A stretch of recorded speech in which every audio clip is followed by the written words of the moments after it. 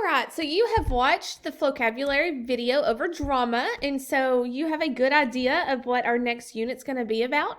I will tell you that drama is one of my most favorite units that we do. I think it's fun to read. To me, they're a little more entertaining. And a lot of times you can read them with friends and partners. Sometimes we read them by ourselves, but to have someone to read with you is also fun with drama. And so it's one of my most favorite units that we do. So I want to talk for a minute about a few things that you're going to see on this reading passage today that is created into a drama, or what we call a script. The script, as you saw in the video, is just the story written out on paper. And so there was a couple things I wanted to point out so that you understood the story as you are reading. So always in the beginning, we have what we call the cast of characters. They're going to tell me who the characters are in the story, and sometimes they explain those characters to me. You're going to notice here that we have some parentheses. The parentheses are going to be stage directions.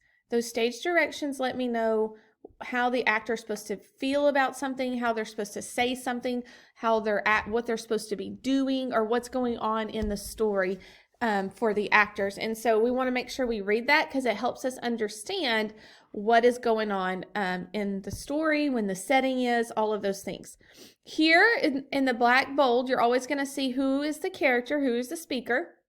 And then the dialogue is the words that those people are speaking. So you may find someone at your house to read this with you. You have a couple lines, they have a couple lines.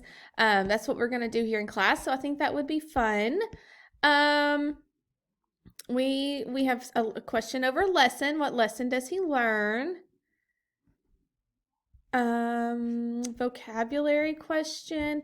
Okay, again, it says the stage directions. So again, the stage directions are the things in parentheses that tell us how to say something, how to yell it, scream it, be sad, stomp your feet, or what is going on in the story. So those are important to read. You don't want to skip over those because they help you understand how the story's going and how the characters are feeling.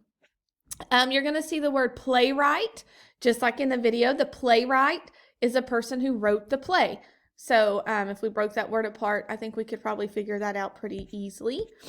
The narrator's line. So the narrator is just someone in the story that helps the story go along.